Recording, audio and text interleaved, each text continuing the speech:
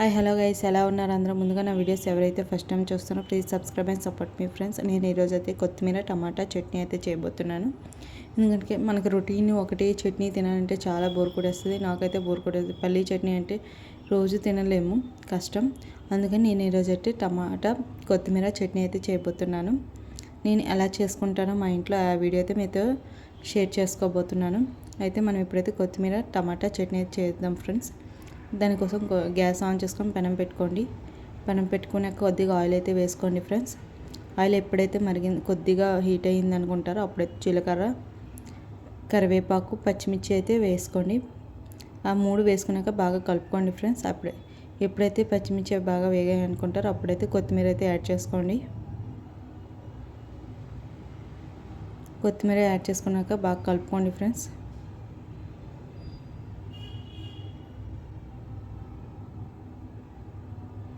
ఇప్పుడైతే కొత్తిమీర బాగా వేగింది అనుకుంటారో అప్పుడే టమాటా అయితే వేసుకోండి. చిన్నగా తరుముకొని ఉంచుకున్న టమాటా అయితే యాడ్ చేసుకోండి. అదైతే ఎప్పుడైతే వేసుకున్నారో బాగా కలుపుకోండి. మూత పెట్టేసి ఒక 10 మినిట్స్ అయితే అలా ఉంచేసేయండి సిమ్లో.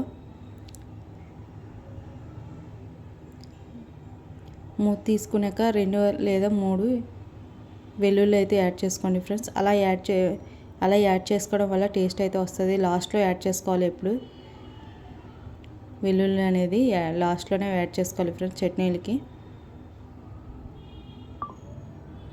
అదైతే మనం మిక్సీ గిన్నెలోకి అయితే చేసుకుందాం.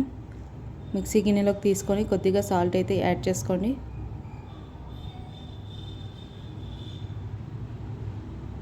దీనైతే మనం బాగా మెత్తగా మిక్సీ అయితే పట్టించుకుందాం ఫ్రెండ్స్. చూడండి నేను ఎలా మిక్సీ పట్టించుకున్నాను, చాలా మెత్తగా అనేది. మనకైతే కొత్తిమీర టమాటా